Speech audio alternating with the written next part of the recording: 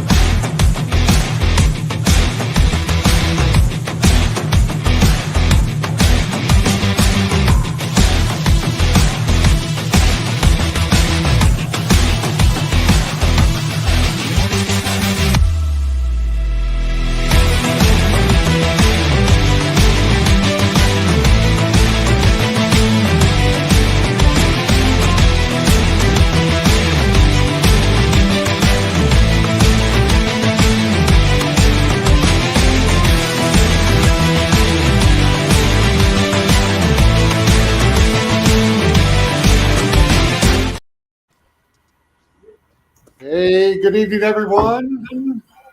We're back. Hi. VA claims, veterans helping veterans. It's been a minute. We had some delays and some issues that came up, but we're back. We've got the full crew here tonight. As always, I'm Chris. We got our administrator, Stephanie. We got our moderators, Jackie, Ashley, and Blake. The whole crew is back. So how's everyone doing this evening? And you? I'm here. He's always here. I'm always here. I'll pop in and out. Yes. I'm good. I think everybody's good. We're good. Happy to be here. It's been a while, as Chris said, but we're back. We had to put Xander down, which was a little sad thing for us, but we're back and we have a lot of love and support. So, and this is what we love to do. So here we are. All right, so we're going to kind of give it a minute here for people to get on with us. We've already got some questions coming in, but obviously we do have our Facebook group, same name, VA Claims Veterans Helping Veterans. A lot of good information gets passed through there. We have a lot of files, stuff you can look at. That's pretty much our main way of communicating as well. So get on there. Subscribe to our channel. We need some watch hours. We need people to get on there. We have a lot of good videos out there. We need people to watch. All right, so there's a lot of good information. I think, Steph, we got some stuff coming up, correct? Yeah, so today I put out a short video. Go check it out under the shorts for debunking the CBO videos that are going out there regarding the Congressional Budget Office every year about talking about the VA disability being taken away. It gets debunked every year. The secretary put out an article. I provided the article as well. So go check out that short. My next video is going to be on clothing allowance. So be sure to check that out. If you don't know what that is, it's not your typical clothing allowance you got in the military. It's something you get if you have a device or cream that destroys your clothing. Gotta watch the video. Okay. But anyways, that's what it's going to be on. Gotta watch the video. And next month is what, Steph? Oh, and next month is MST, Military Sexual Trauma Awareness Month.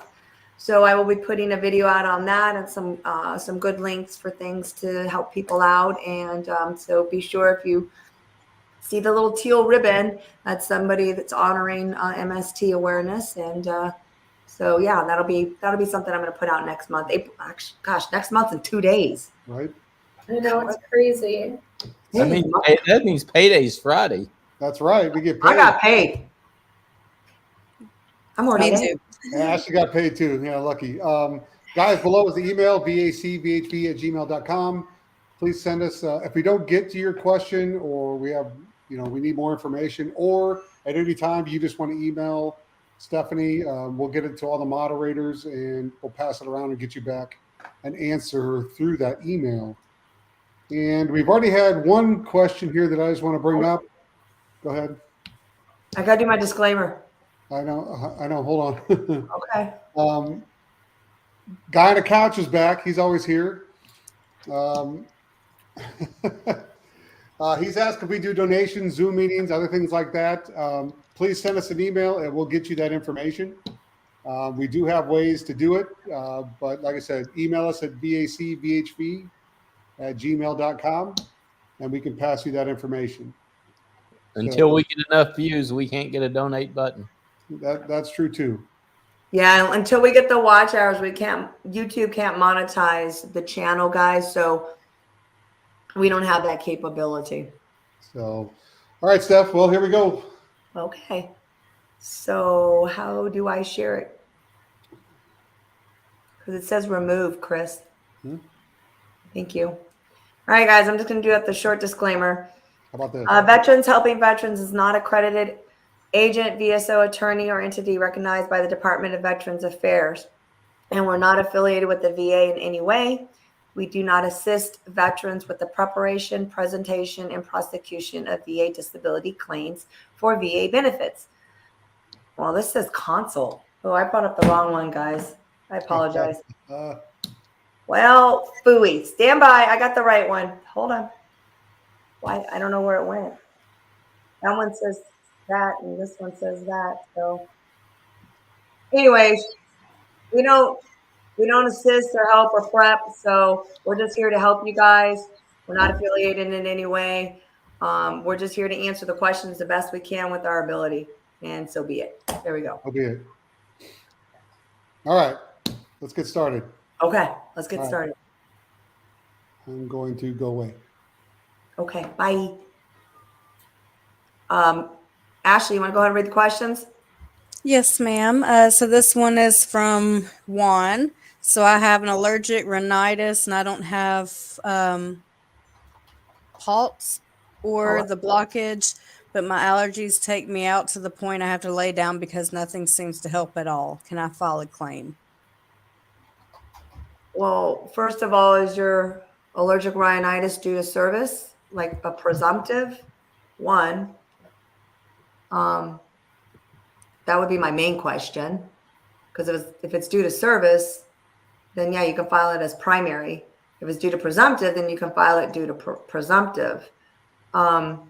Jackie, do you know? I was going to pull it up. I have the For rhinitis, unless you have, well, so if you have polyps, it's 30%. And then without polyps, you have to have 50% nasal obstruction to be rated 10%. So that's pretty much how it goes, regardless of the symptoms. You can still file a claim for it. It would be 0% unless you meet that criteria. But my biggest question is it due to service? Because if it's due to service, like a presumptive, then the VA is going to concede it's presumptive, but you still need to have the current diagnosis and due to service. Right. It can be service connected now with PAC Act for like Southwest Asia, Afghanistan, Djibouti, places like that.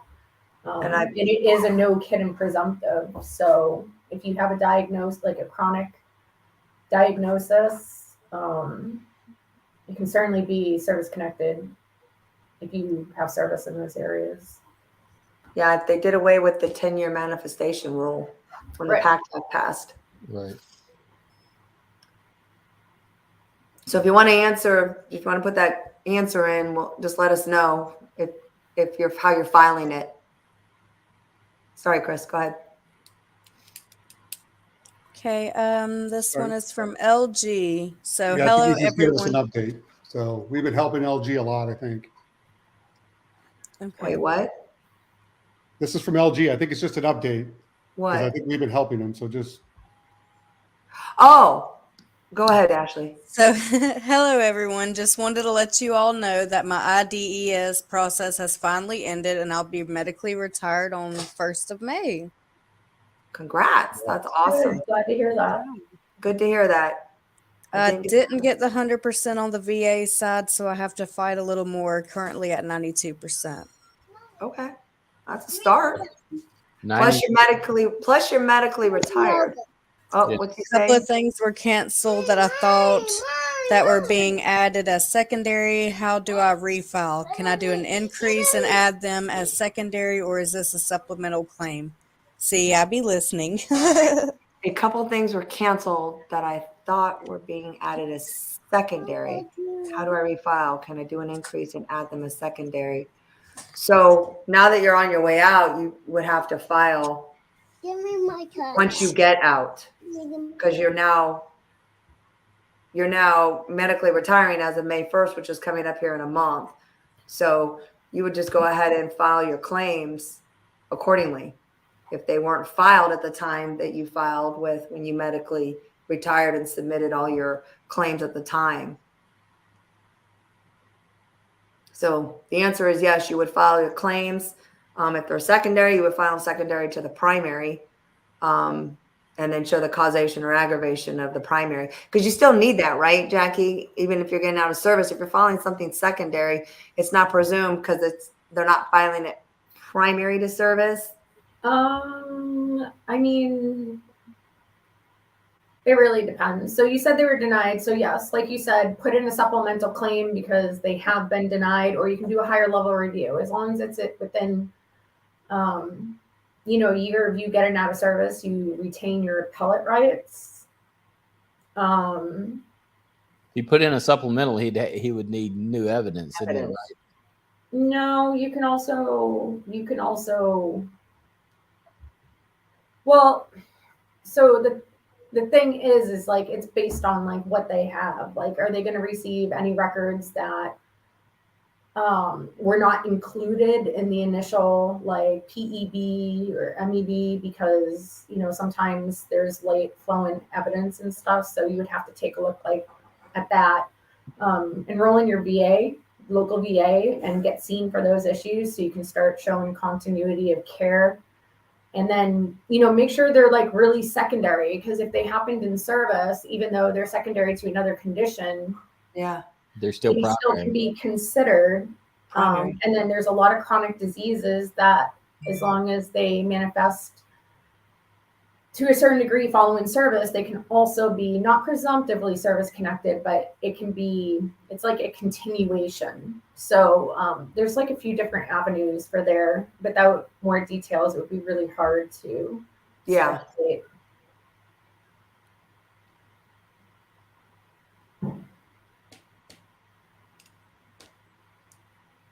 Hello.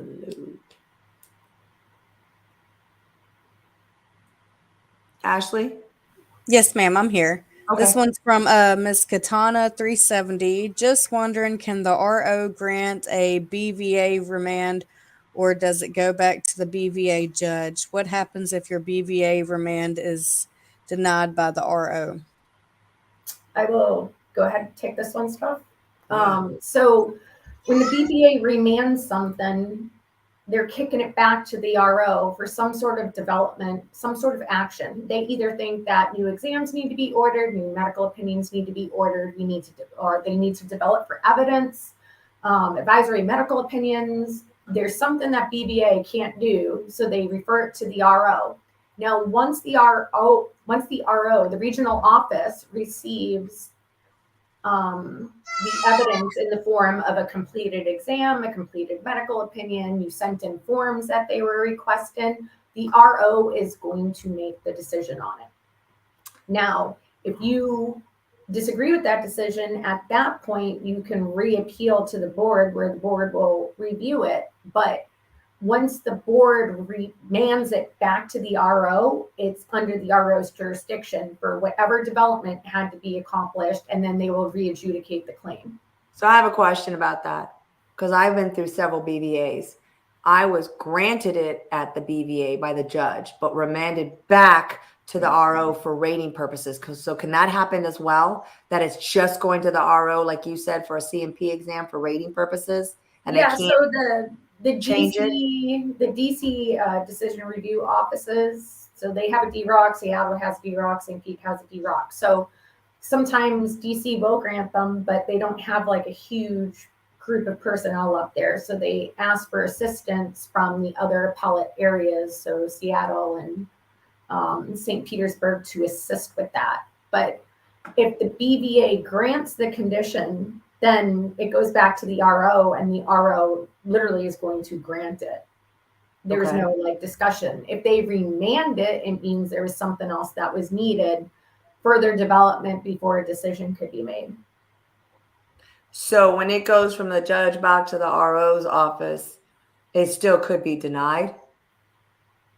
Not if BVA granted it. If BVA Okay. granted it, Then say a really crazy error or something really doesn't happen. Right. It's granted. Okay. Okay.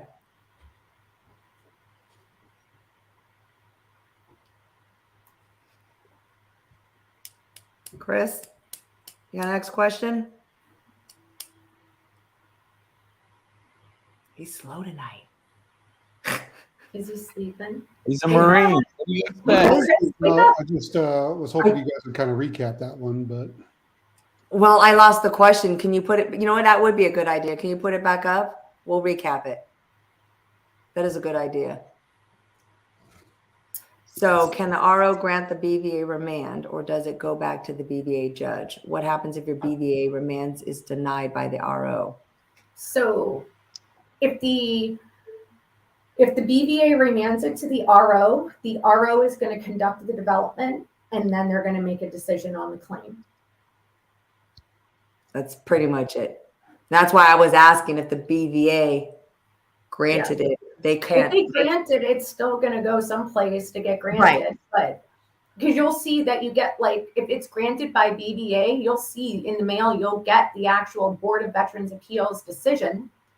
And then it will literally tell you that, you know, it's been referred back to the RO for adjudication.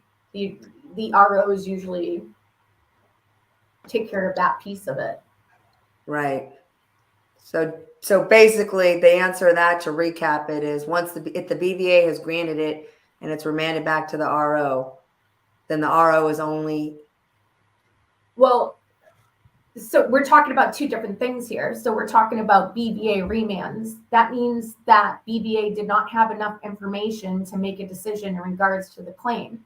So it gets remanded back to the RO in order to develop for whatever, and then the RO will make a decision on it.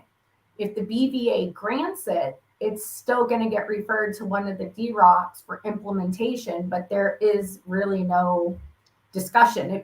So say BVA granted your back, then the regional office will grant the back. It's just dependent on the evidence of record, will depend on the effective date or evaluation. Sometimes BVA says we're just going to grant the back, and they leave the effective date and the evaluation up to the RO. Sometimes they say, you know, effective this date, we grant this condition with this evaluation, and BVA says everything. And if BVA says it like that, that's how it's going to be implemented. It really depends on how BVA writes it up. But a grant's different than a remand. A grant is going to be based on exactly what BVA tells them to do. Okay. I think the words are getting mixed up then. Yeah. And remand means there is other, like, further development that has to be conducted prior to a decision. Because you can see, and most veterans, you can see if it's granted, you can actually see that on your claim status and appeal status, and it'll say like green granted. But I think the word remand gets confusing, as it gets remanded back to the RO for rating purposes once it's granted. But what you're saying also is it can be, if the BVA has granted it, there's nobody else that can change that. Unless it's like an crazy error on BVA's back. But BVA doesn't really, if BVA remands it, it means there's further development needed. So that's a language barrier, I think, with the veterans, the confusion. Yeah. There's no, if the BVA grants it, there's no remand. It's just the BVA refers it back to the regional office to implement the grant. Okay, got it. That makes sense. Got it. All right. Ashley, I'm going to pop up this stuff from Jeff B. I'm not really sure if he's asking a question or just stating something, so he might have to come back on and let us know what he's trying to get at. Okay, so December 1992, disabilities listed below are service-connected, but they are less than 10% disabling and compensation is not payable. 1, condition of the skeletal system. 2, condition of digestive system. My question is, what conditions? Pretty vague service connection, huh? I need to see that again. See that again? Put it back up, Chris. What conditions are we talking about? Because the skeletal December 1992. We're not talking about a BVA grant from 1992, right? Right. And then what I'm assuming he's saying there's 0, which is non-compensable for the condition of the skeletal system and condition of the digestive system. So I'm assuming it's either IBS or GERD or something that was at 0 because he didn't meet. I think what he's saying is he didn't meet the 10% threshold. But right, that's what I was hoping Jeff. If I have back problems now, how do I file? Yeah, it's very vague, so I'm not sure what he's asking, but he's just saying it's a very vague write-up. Well, to answer, pop that. There he goes. Here's Jeff now. So if I have back problems now, how do I file? Well, is the skeletal the 0%? Because is that the 0% that's rated now for the back? Because if that's the case, it's just an increase. So this is a little bit vague, Jeff. If you could give us a little bit more detail, what are the 0% ratings for? Yeah, what was the diagnosis that was rated? Because conditions of the skeletal system could be a knee, could be an ankle, could be a back, could He be. just said yes, 0%. So he's saying the back 0%. So then you would file for an increase.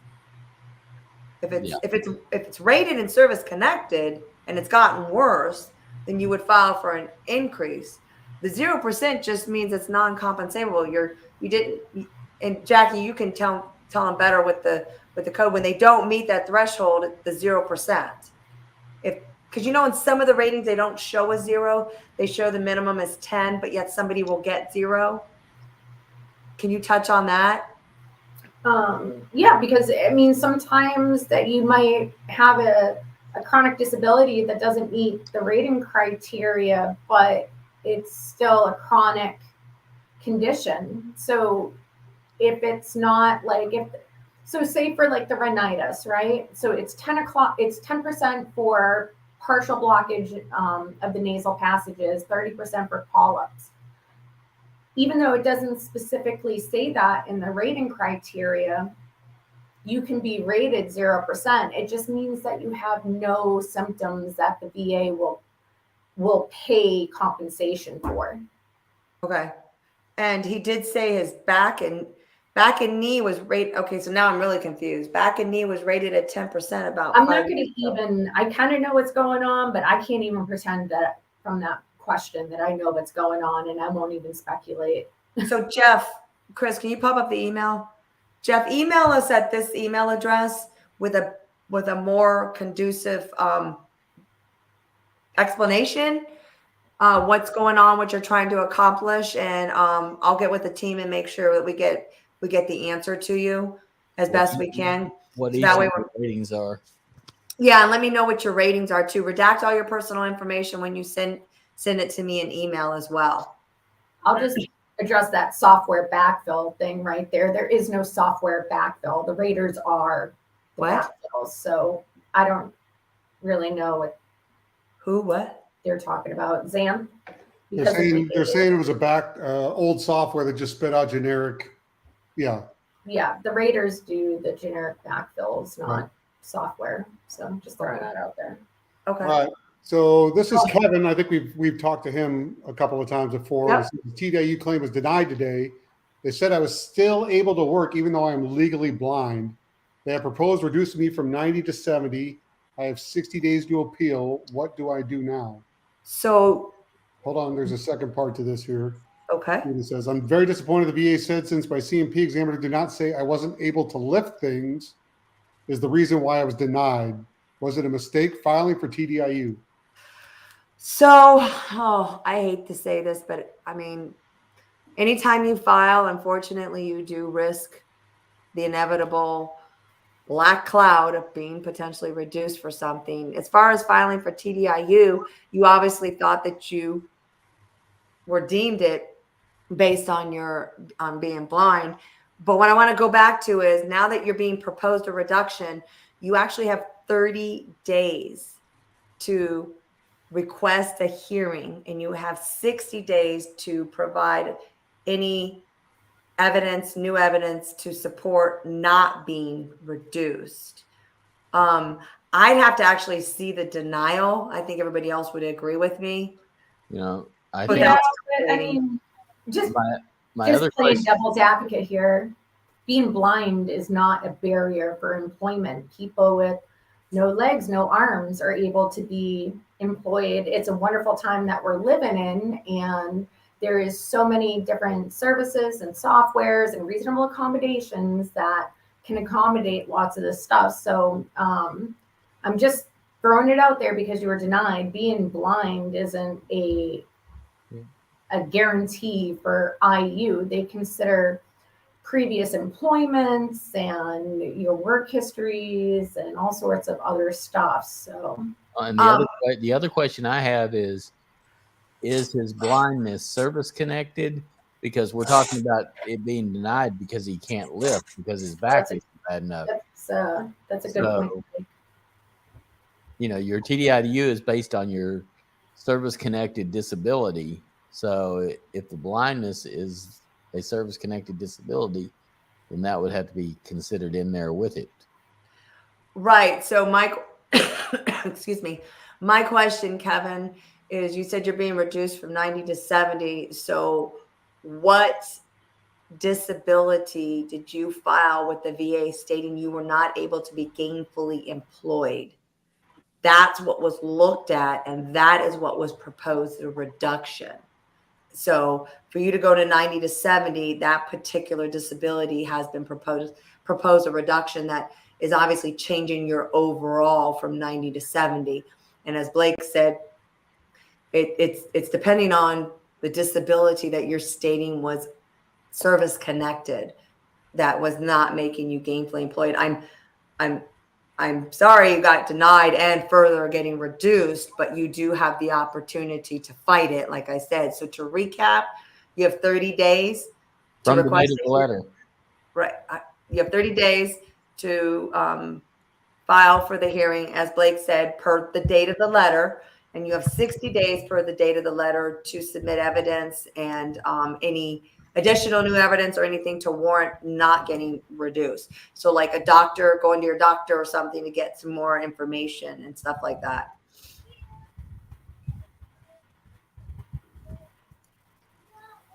That's one thing I've noticed in a lot of people in the group. You know, they come back and they ask this question. I put in an intent to file, and now my 365 days are up. You know, what if I file on the last day? Don't ever Right. wait the last day to do anything. Right. So like I said, Kevin, if you, just to recap, I told everything. And in addition, send at the email, Chris, if you want to pop it up, feel free to send the decision, redacting your personal information. I'll take a look at it with the team and get back to you on that as well. And like I said, the other things to do and just try to stay positive. I know it's disappointing, but try to stay positive.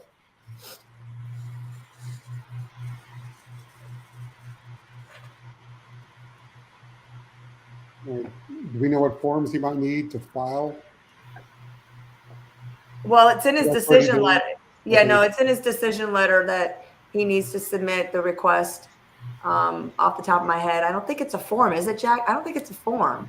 No, off the top of my head, I want to say that it's anything that you put in the claims file. So I think you can do like call and they do it on 80820, or they can do a statement in support of claims, something like that. It's not a specific form. They just have to send something in with the intent, and then they'll call them to schedule the hearing. Yeah. And then any of the evidence, Kevin, you just file, you just keep adding it to it. New evidence. Hey. So he's got another follow-up in there, Chris.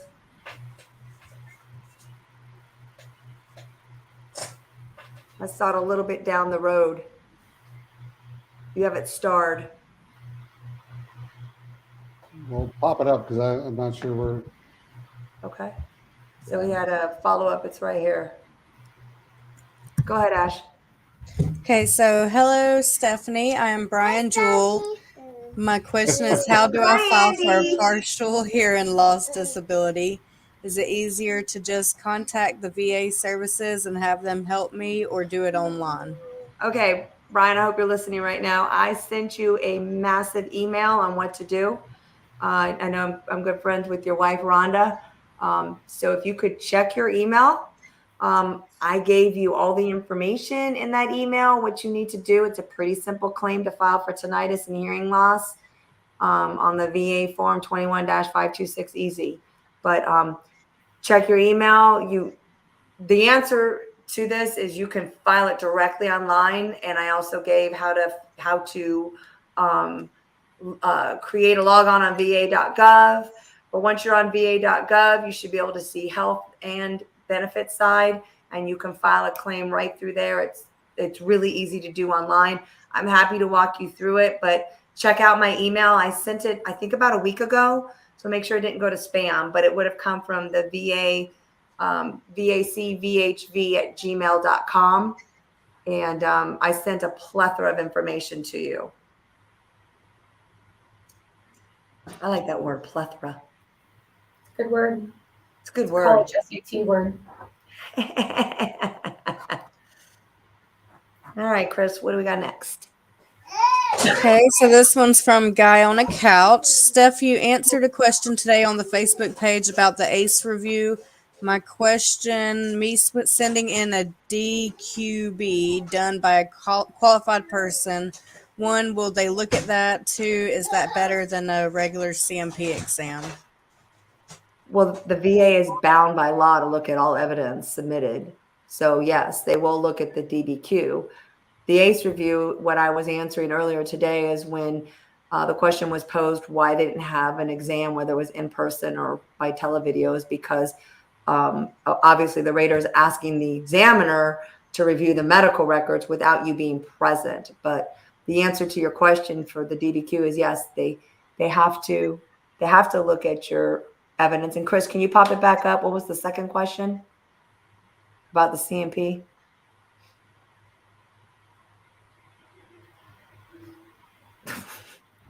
Technical difficulties today. Is that better than a regular CMP exam? There's no difference. A CMP exam is a CMP exam. If you're required to go in person because a ROM, flex, and extension is needed, then you're going to go in person. If you're not needed, then they'll do a televideo.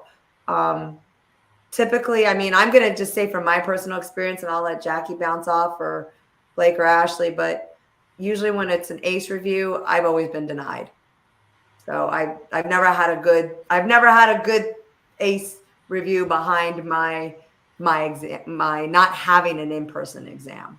But Well, I mean, if they're doing an ACE review too, they could have a really recent exam that was valid, but they need the examiner to review the medical opinion, or maybe there was something they didn't consider for the medical opinion. So it doesn't always mean a denial. It just means they don't need you in person, which if they have a valid, especially for musculoskeletal stuff, because they need those range of motions and all that to rate it accurately, most likely is some sort of deficiency with the medical opinion that had to be addressed. Blake, Ashley, you good? I'm good. He said it was for a back increase. Okay, so if it was for a back increase, wouldn't he need a CMP exam if the increase is, if that exam's over a year? Possibly. I can't see the file, so I wouldn't be able to tell you. But I mean, for a back increase, they got to check your ROM and your flexion and your extension, right? Yeah. Could be he had an exam and there was a discrepancy with the diagnosis, or they didn't evaluate all the evidence or something. I mean, it's really hard to just speculate. I won't do it. Who knows?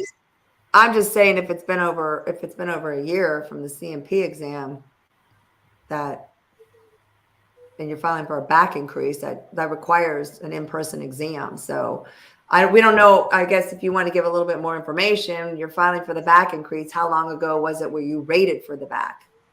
That'd be my question. And did you have a CMP exam where you denied for the increase and now you're appealing because you were denied the increase and that exam is already on record? And somebody, like Jackie's saying, somebody's just now checking over the most current CMP exam and medical records.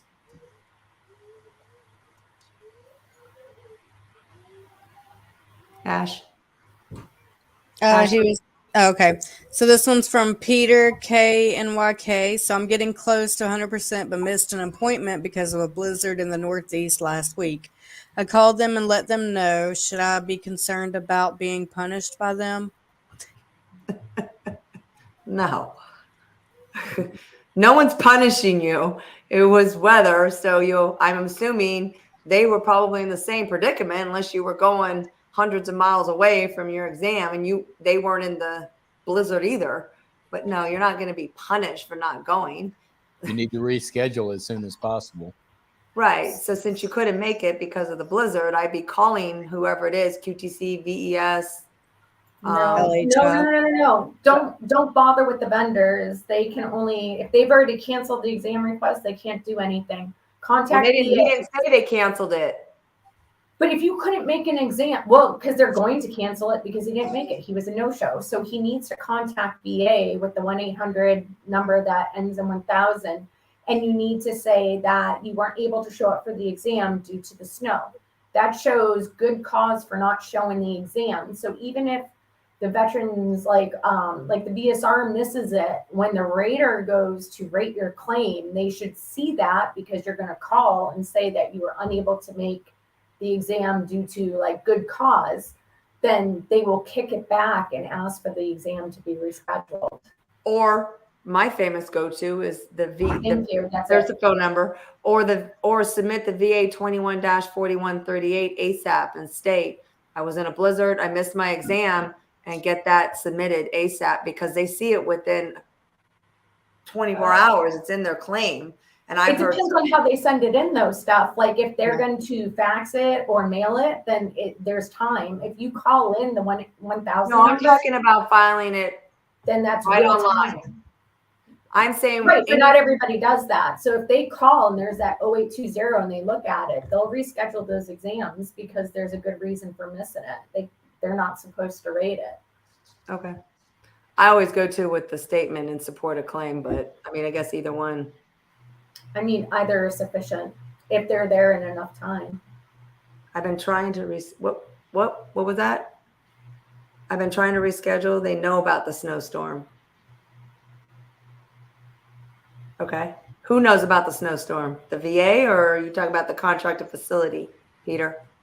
Because like Jackie just said, if you're trying to reschedule with the contract facility and they've kicked it back for a no-show, what Jackie and I are both saying is you need to be calling the VA tomorrow with the number that Chris just popped up and stating why you did not show because of the snowstorm, and give the information so that it's recorded. That's what we're saying. Because if you're trying to do with the contracted facility, it's already kicked back, then there's nothing they can do.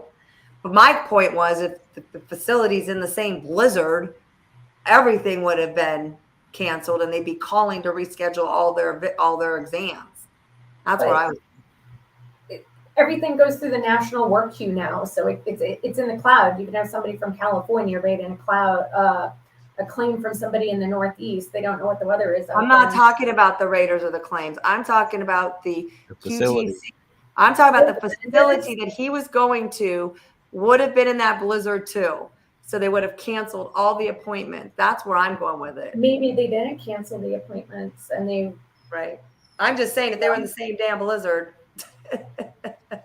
Maybe it wasn't safe for the veteran. Maybe like people showed up for work for the vendors. I mean, I don't know. I'm just saying what I would do. That guarantees that.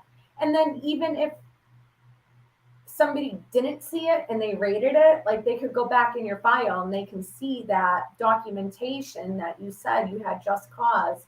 And then, you know, they can not reopen, but it's going to preserve your effective date and stuff. That's kind of like what we're talking about, is documentation to preserve your entitlements. So Peter, to recap, call the 800 number or submit the VA 21-4138, but do it ASAP since it's obviously been canceled. Okie dokie, next question. Ash. Okay, so this one's from MH. If I receive a TDIU, can I still file to receive 100% scheduler rating afterward? Well, if you're being paid at TDIU, you're 70, 80, or 90, so you're not 100. So overall disabilities. So in order to get to 100%, you would have to file for new disabilities to make TDIU moot. So the answer is, yeah, you can keep filing claims to add additional disabilities to your overall ratings. Or but you won't increases. Right, or increases, but you won't get 100% unless all your disabilities total that threshold of 90% or 95% or higher. Because TDIU is paying you at 100% with income restrictions. So you're still retaining, like I said, that 70, 80, or 90. But if they get 100% scheduler, then, you know, that removes the work requirement from the IU. Right. Then TDIU's moot. Correct? If they get the 100% scheduler? Yes. Right, but I mean, that's why it's still advantageous to the veteran to continue to keep filing for either increases or disabilities, because then you won't have that, I call it stigma of not able to work because you're getting paid at 100% because of TDIU.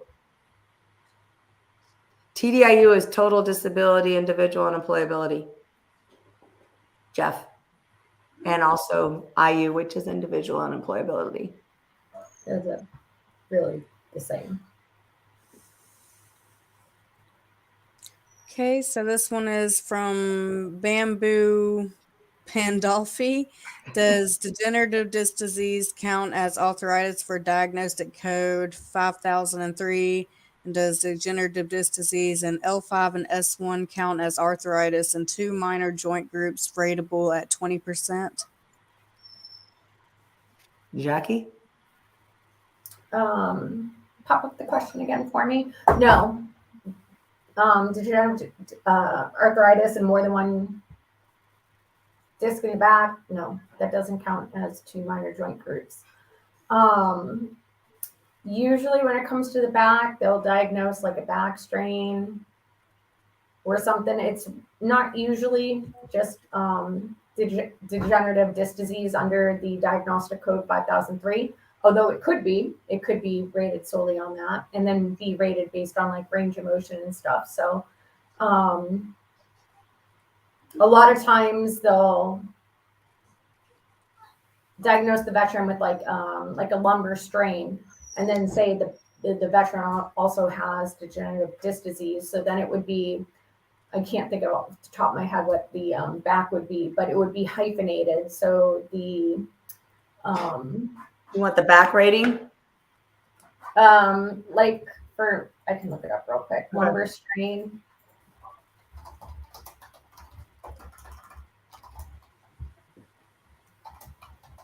So for like lumbar strain would be like, Xanath is saying 5242. okay, yes. So it would be hyphenated with the 5003 for the degenerative disc disease. But remember, the VA says that you can't pyramid. So basically, in your lumbar spine, if you have, multiple herniations or multiple discs that have degenerative disc disease, you can't be rated separately for them. So depending on how you're diagnosed, if you're only diagnosed with degenerative disc disease, it's okay for you to be have the diagnostic code of 5000 or 5003. If you have another diagnosis and you also have degenerative disc disease, you would have the diagnostic code of whatever your lumbar radiculopathy or lumbar strain, whatever, IBDS, whatever, that would was spinal stenosis. You would have that as your primary DC code, and then you would also have it hyphenated as 5003 for the degenerative disc disease. But Well, Xanath, two separate. pop that up, Chris. Xanath is saying that DDD is actually not arthritis, although that they can overlap.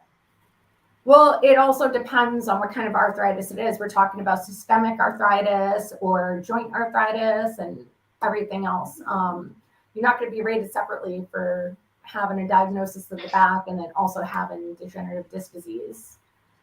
So to bring up the original question to recap, Chris.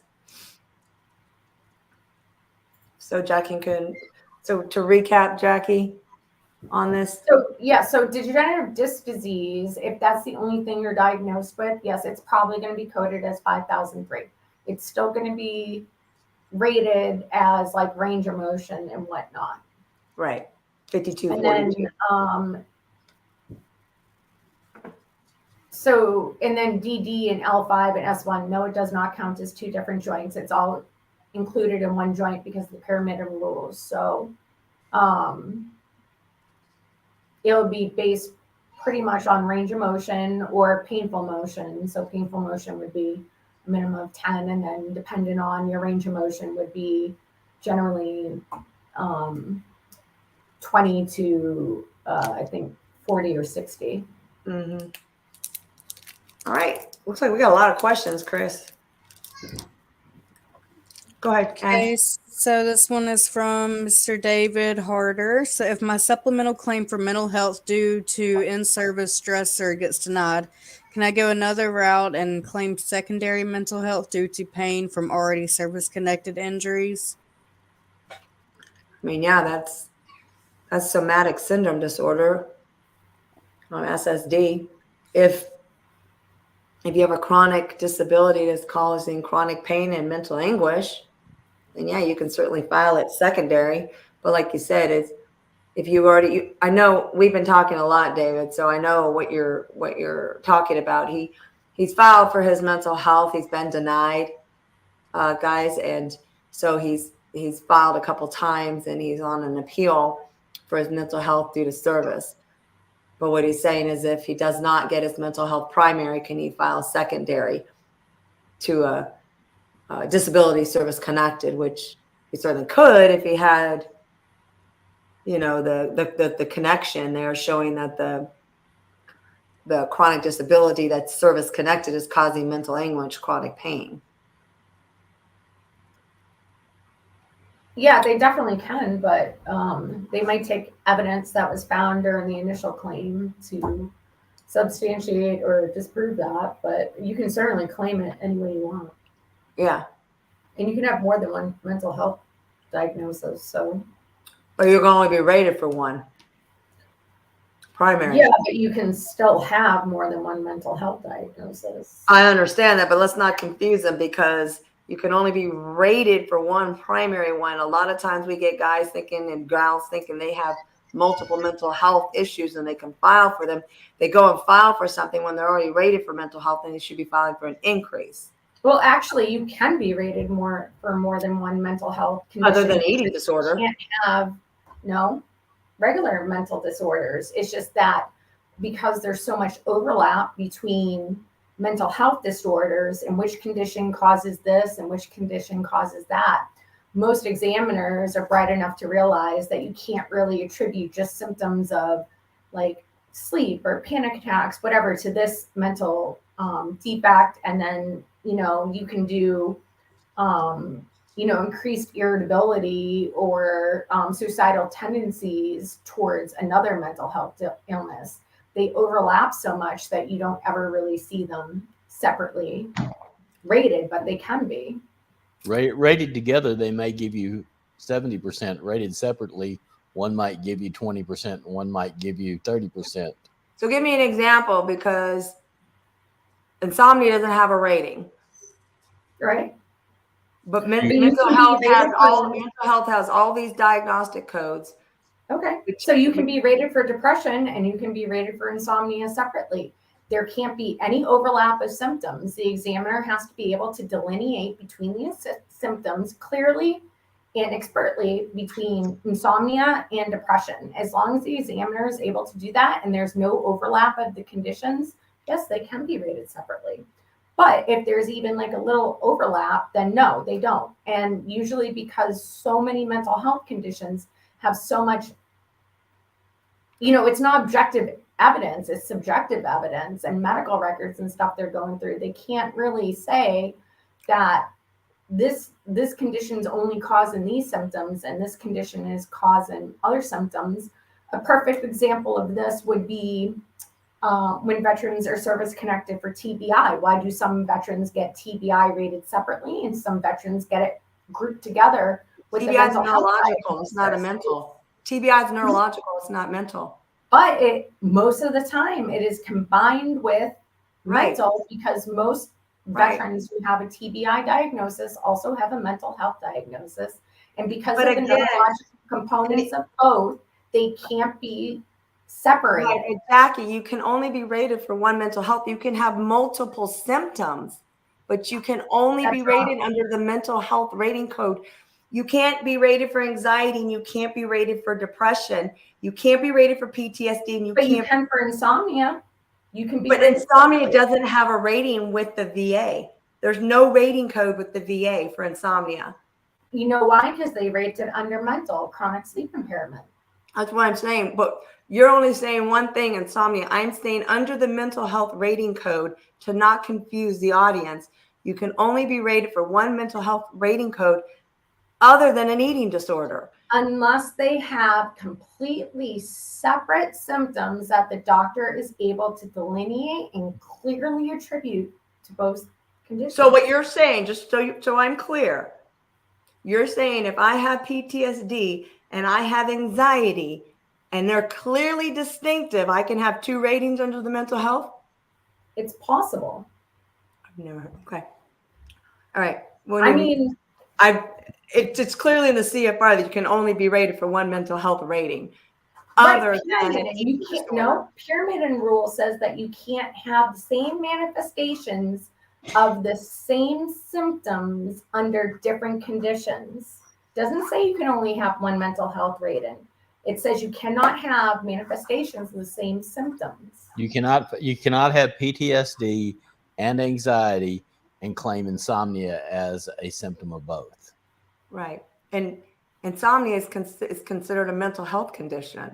But you can have insomnia and then a different diagnosis for anxiety. I filed for insomnia and they put it under anxiety, even though I don't. That's because your examiner said that it was impossible to differentiate between the diagnoses.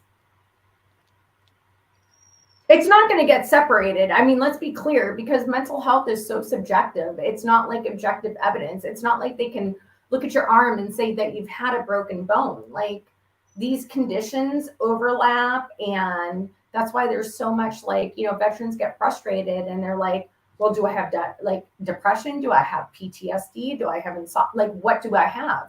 It's because different examiners find, or different medical health care professionals, not just VA examiners, determine different diagnoses based on their medical expertise. Hey, Chris, can you pop the question back up so we can recap, since we kind of fell off? So back to your, David, so back to your question is the yes, you can file for anything, like Jackie was saying. And if you get denied for your mental health or primary, but you can prove it's secondary due to a service-connected disability, and you have the medical evidence to back and support it, then yes, you could file for it. Yeah, I mean, an in-service stressor says to me that the veteran is claiming PTSD or an other stressor disorder. Him telling me that he has another psychiatric disorder due to the pain and whatever from his other service-connected disabilities do not rise to the level, just from my experience, of PTSD. It may lead to somatic disorder. It may lead to depression. It may lead to anxiety. Those could very really be separated, but they probably won't be. They'll probably lump them all together and say, we can't differentiate between the symptoms of each condition. So they'll be rated for, you know, whatever it is as a whole, whatever mental health symptoms they're having. Yeah. I hope that makes sense. If it doesn't. I've been working with him for a while. All right, Ash, go ahead. Okay, so this one's from Mr. Joe. He was rated for sinusitis deviated septum at 10%, diagnosed with severe maxillary sinus disease, now is shown in an MRI. Now I have an OSA. Can I claim for OSA secondary to sinusitis deviated septum? You can claim anything you want. But the burden of proof is on you to prove that one caused the other. Yeah, you have to have the medical evidence to support that it caused it. The causation, you need the causation, as Blake's saying. If you have the causation, then you can file the claim and provide the medical evidence with the causation. I mean, that's actually, isn't that more of a typical one versus versus the mental health? The mental health, isn't it? This is actually a physical manifestation of the OSA is a physical manifestation of a physical problem. That's actually one that I don't want to say easier, but because you always see veterans trying to file OSA, SA, secondary. it's more straightforward than a mental health diagnosis causing it. Yeah. But like, let me ask you this. So just out of my own curiosity, so I see a lot of examiners coming back and saying that OSA is a result of like some sort of like constriction in the throat and whatnot. So sinusitis like is, you know, all up in here. So how does that relate to sleep apnea in the throat areas? Well, most OSA is caused by collapsing of the soft palate in the back of the throat, which is also connected to the back of the nose, the oral pharynx, the oral nasal pharynx. They're all connected. So if you have swelling back there in the back, that can sure cause obstruction of the airway. Now, most of us have a primordial rescue method of breathing through our mouths. So, you know, it's kind of like a diving reflex. It will kick in. If you can't breathe through your nose, then it will kick in. This is one of the reasons why for OSA, typically the typical is the full face mask, which covers both the mouth and the nose to keep positive airway pressure, to keep that open one way or the other, either through the nose or through the mouth. In his case, that's probably what they would use as far as a CPAP goes, not just the nasal. I'm sorry, I see Andy. I know. I'm sorry, Blake. Andy was on the screen. Andy was coming through the. But to recap for the question, because I know we got a lot of questions pending, is yes, you can file for it secondary. You just got to provide the medical evidence to show the causation.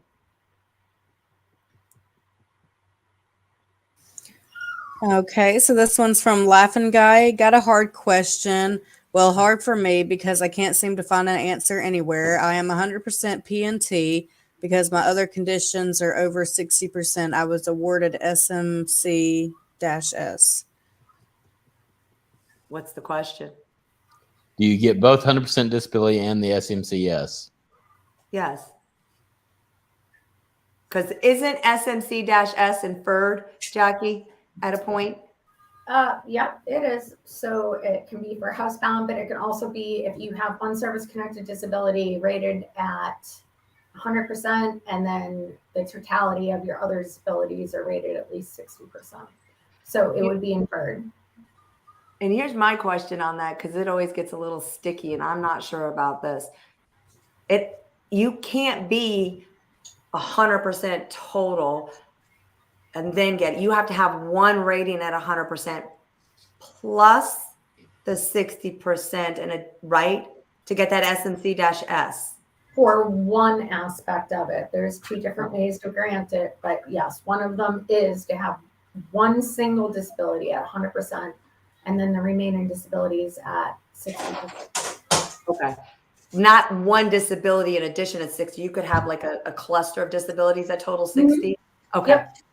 I always get confused with that. So yeah, the answer is yes, you can get both. That's why I asked, because I thought we remember touching on that before, that it's inferred and by the rater because of the veteran meeting those points. It's actually an error for raters if they don't catch it. So okay. I am not 2 VSOs and that 1-800 number. I have no idea. Yes, I do have one at 100. Okay, so if you have one at 100%, we're asking, do you have additional disabilities of 60%? I'm only getting SMC-S. Now I'm lost. So, well, that is the SMC. So it doesn't matter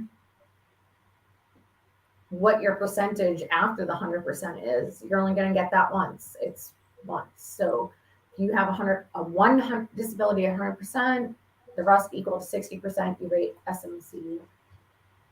And it's in the CFR. I mean, the SMCs, you can literally Google SMC-S or special monthly compensation, and it will pull up the criteria for, from the lowest one all the way up to like T.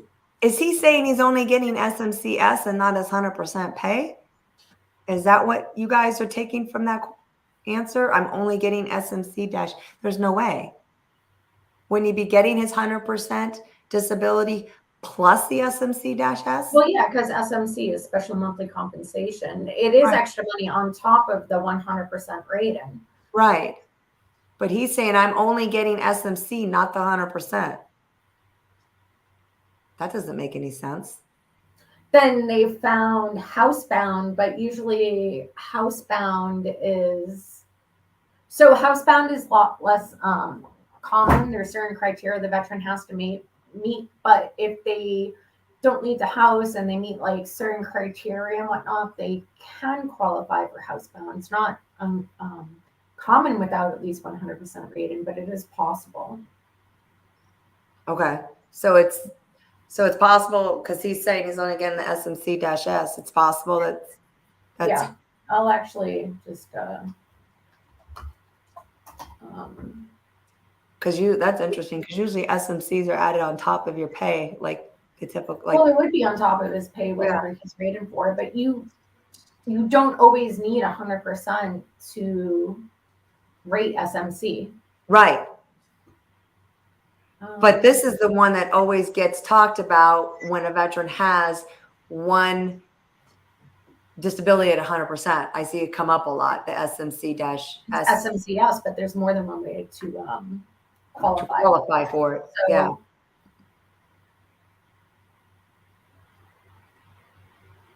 So right out of the manual, it's a single 100% service-connected disability and additional service-connected disability, or disabilities that are independently rated at 60%, which we already addressed, or be factually housebound due to a service-connected disability. And there's no requirement that needs to be 100%.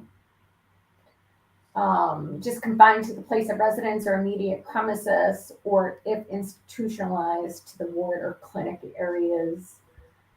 Housebound state must be permanent, and that's why you don't see it very often outside of the 100% evaluation. Jackie, can you tell Laughing Guy where in the CFR you're looking? Yeah, it's 38 CFR 3.350. Can you type it in there for him in the comment? 3.350. I in parentheses. Yeah. I in parentheses, lowercase I, or yeah. All right. Is that right? Is that right, Jackie? That is. Okay. So Laughing Guys just want to know. So there you go. You can look that up at the CFR. Yeah. Yeah, and you can see all the special monthly compensation rates there too. They're confusing, but They are. Yeah. All right, moving on.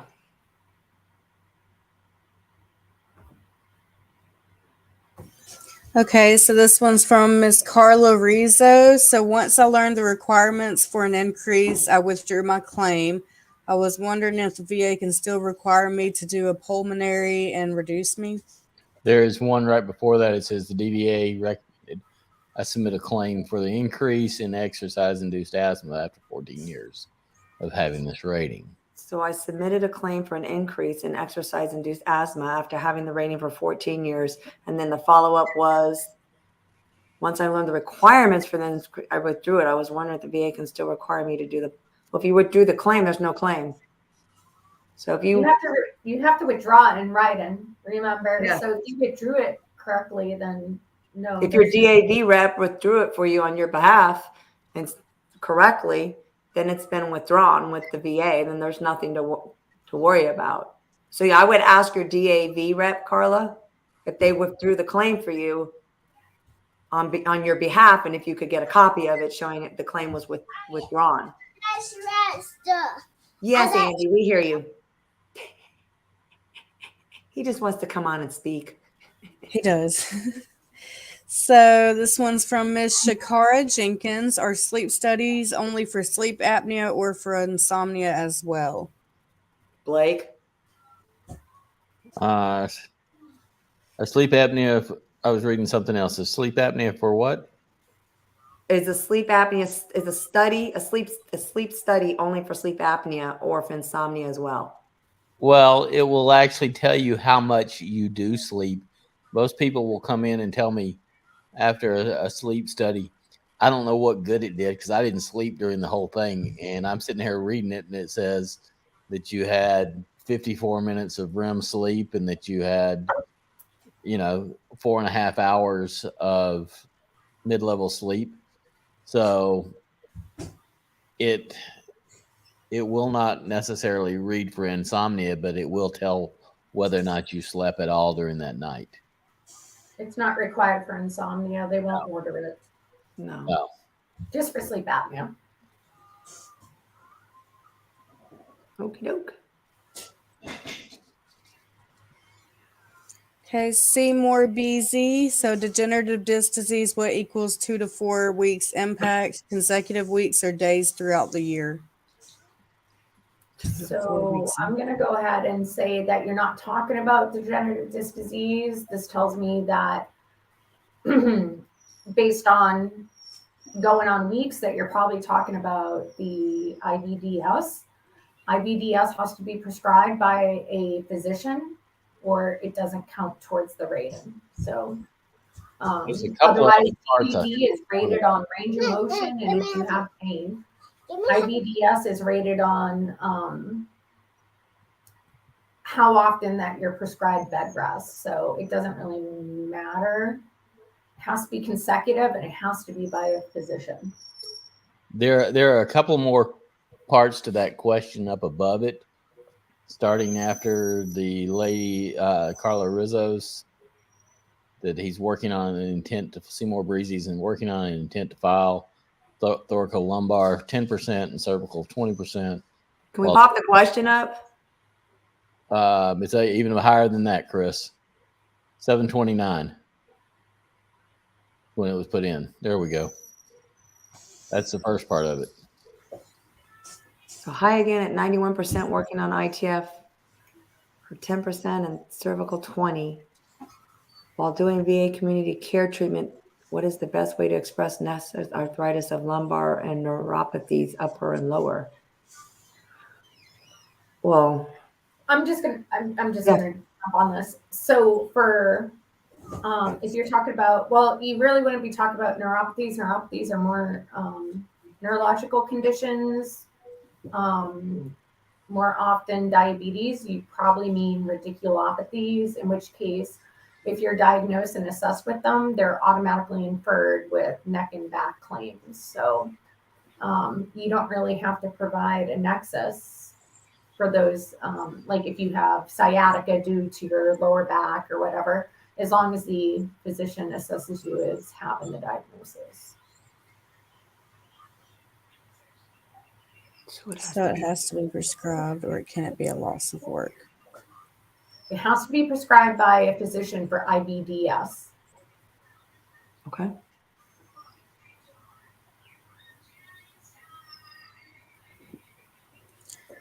So back to bamboo. Any advice for vets that have fallen for the numerous predatory companies charging future increases? Is there any way of getting out of their contract? Well, first of all, I know you signed a contract, so you need to read your contract as into what it's binding you with that predatory company. Can you pop that back up? Is Bamboo stating that they're getting future increases? So, I see what you're saying. Yeah. Report them to the VA. The VA is actively investigating. Report them. There's one that starts with a T, Gina Robbie and Michael Bukaki. They all know the names. They all know these predatory companies. If you have been taken advantage of and you sign a contract, well, it kind of sucks for you because you signed a contract and it's legally binding. But report them to the VA because there's something they may be able to do for you to prosecute those companies, vice, punish you, the veteran. I mean, And sometimes we I don't used to know work. that stuff. I used to work in contracts, so you need to read your contract and read the termination clause.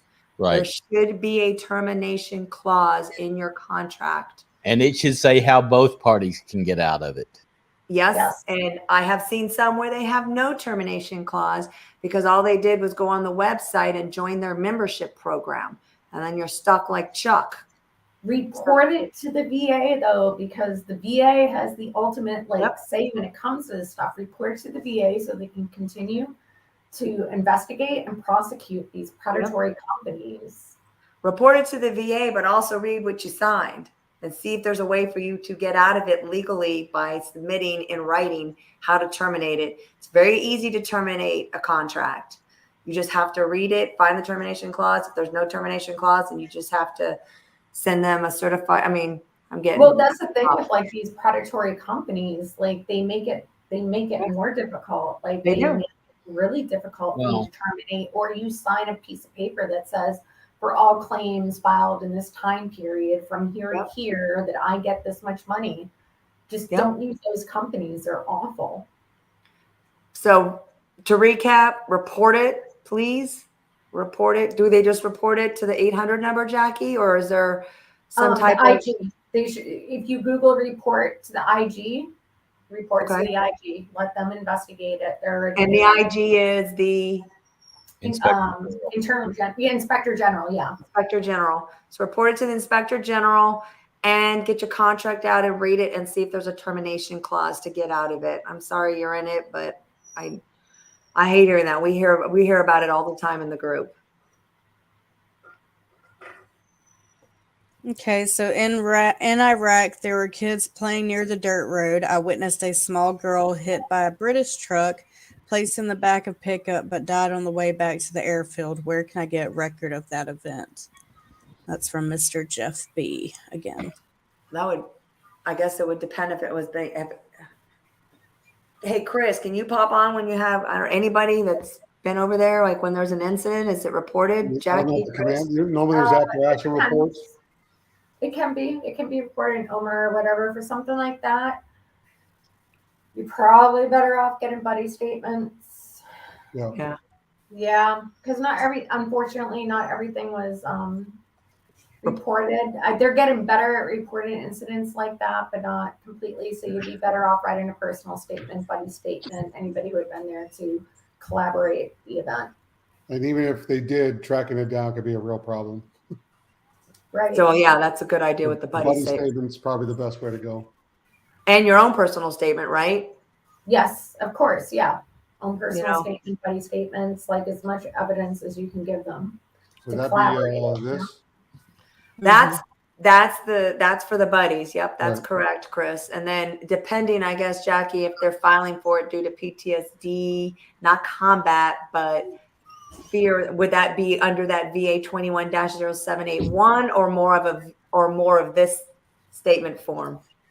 It doesn't. I mean, honestly, it doesn't really.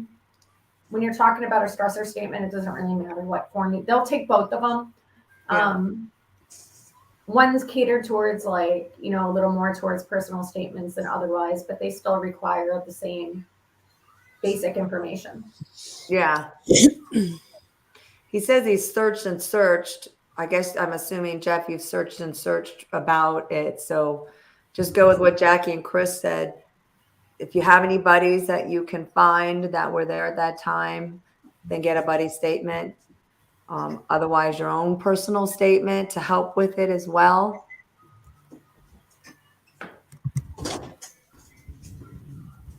Okay. What else we got? So this one is from USMC Big B. What if you have a combined equal to 100% and then have another 200% combined? Do you qualify for SMCF? No. It's not equal 100% for SMC. Go ahead, Jackie. This is the topic. It's one disability at 100%. You have to have one disability rated 100% and other disabilities rated at least 60% disabled. It's not a combination of like whatever. It's Okay. you have to have one disability at 100. If you don't have one, then you don't even qualify for it. So it's not a combined thing. Otherwise, Although I will throw out stuff because a lot of people don't know this. Like, so if you get temporary convalescence due to like 100%, like say you have knee surgery or back surgery and you get convalescence for that, you can rate temporary housebound based on one service-connected disability being 100% and the other being 60 or more. yeah, nobody could answer that. He said he searched it everywhere. So you see your phone. Right. How are we doing on questions, Chris?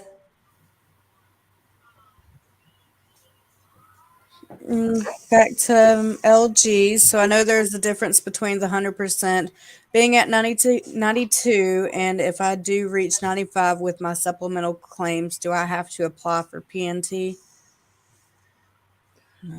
No.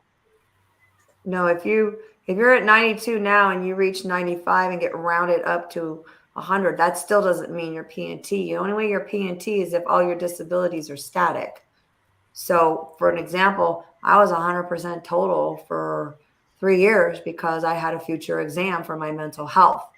So I didn't become 100% PNT until I had that future exam, which was scheduled out for 5 years. I had that. I thus then went static with mental health and went 100% PNT.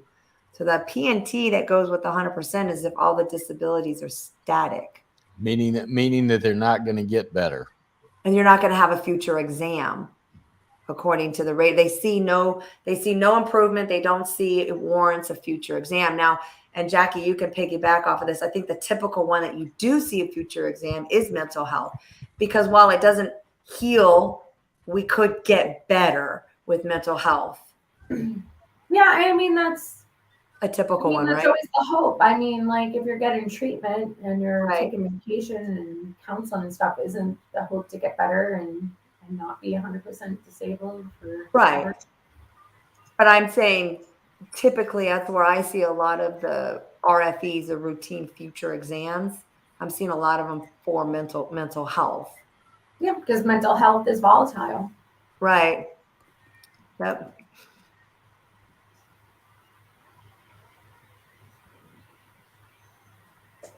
Okay, back to Ms. Katana 370. I hate to sound crazy, but can someone explain exactly what a CMP exam is for?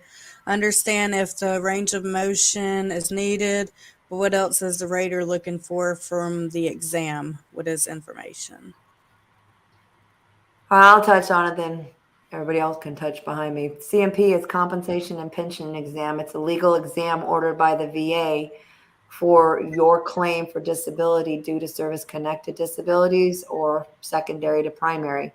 So not everything requires a ROM flex and extension. That's typically something like the back, knees, legs, etc.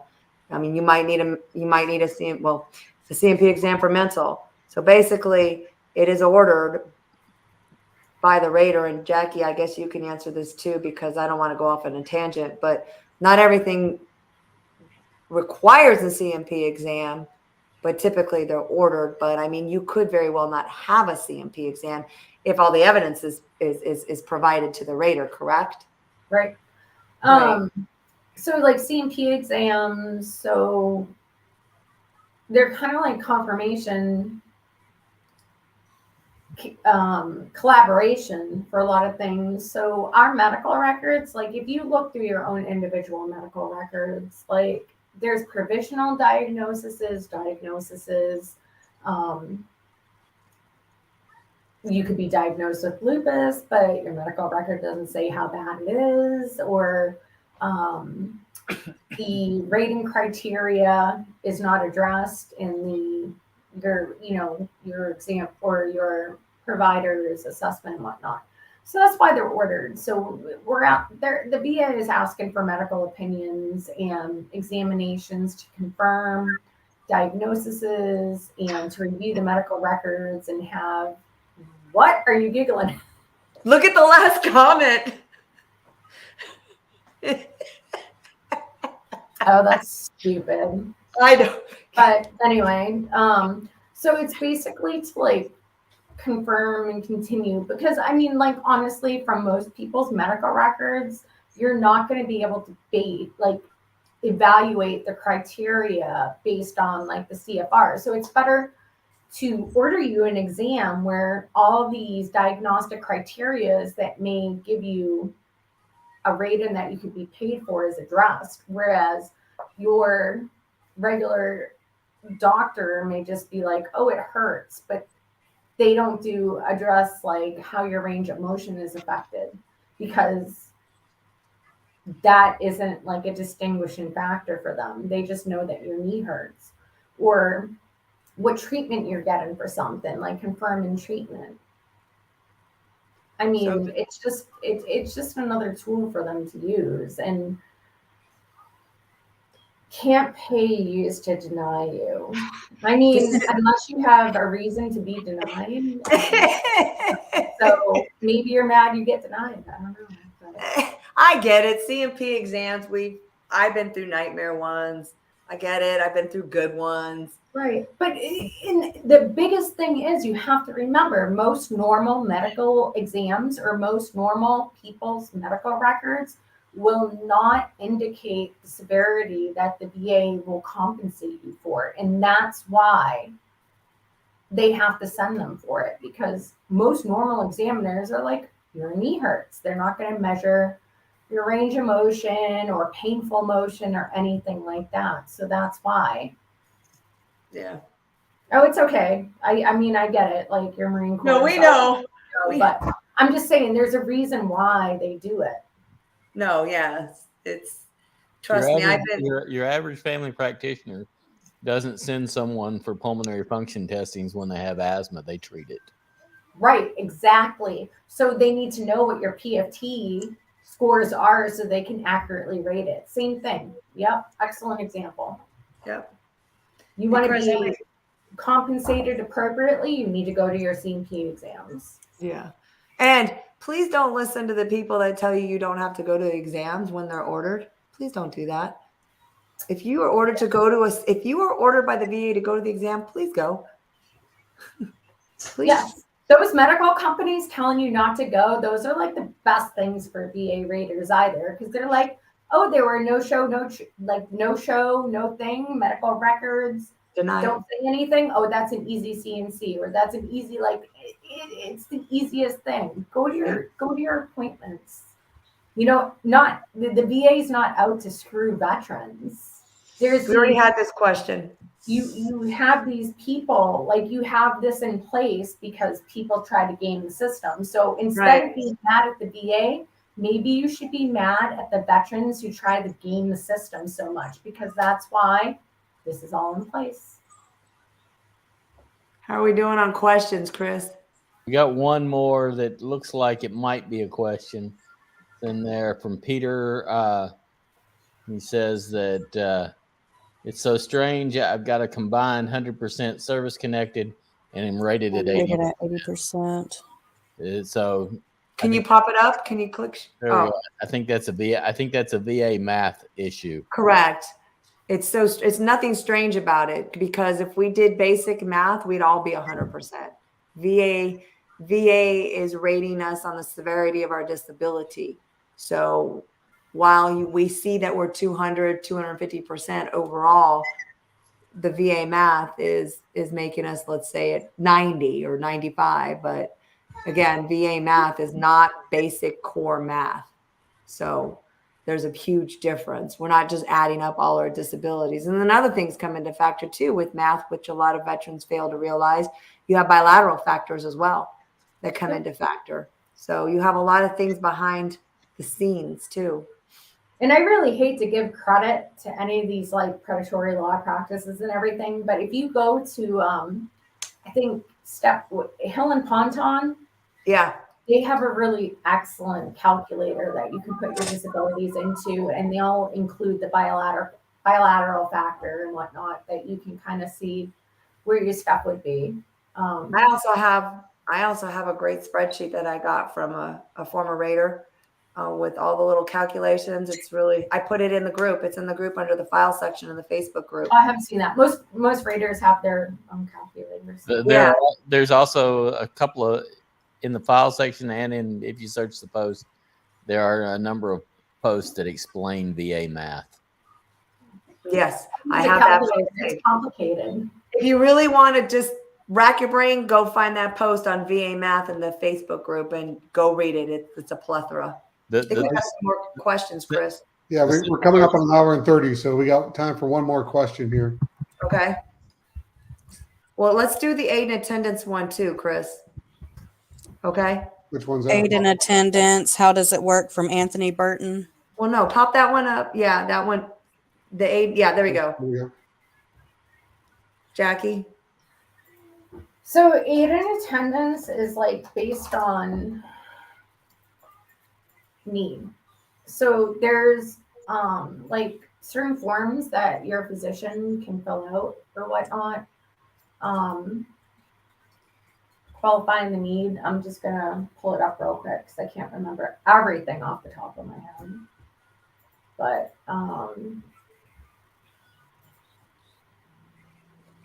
of course it's failing me right now. So there's several different levels of like aid in attendance you can qualify for, and aid in attendance can actually go up all the way to SMCR, I want to say. So it can get really high. Of course, there's like I think SMCT as well. It goes with the. It could be.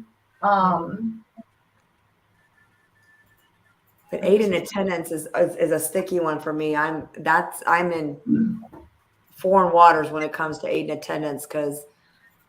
So just it is like a really sticky area. So so basically aid in attendance per the reference is payable for being so helpless due to service-connected disabilities as to be permanently bedridden or in need of regular aid in attendance. Dependent on the degree of aid in attendance is defined as inability to dress or undress, keep ordinarily clean and presentable, frequent need of adjustment to any special prosthetic or orthopedic appliances by reason of particular disability. Your routine daily activities. Right. It's feeding yourself. But there's, so like through the VA, like there's different ones. So the lowest one would be, we talked about earlier, the SMC. S can also be granted based on being factually housebound, which would be like the initial, almost kind of like aid in attendance. But then you have other ones. So it just really depends on the particular case. There is a VA form that providers can fill out to identify the need for it. It can go really high. So just off the top of my head, I said R, but Steph said T, and I don't know how high it goes. So I'm not seeing anything for T. So maybe it might be R and R and a half, but basically, so it's you know what? It must be R because that's the highest I've seen. But basically, aid in attendance, how does it work? I'm not sure, Anthony, what your question is. Like how do you apply for it?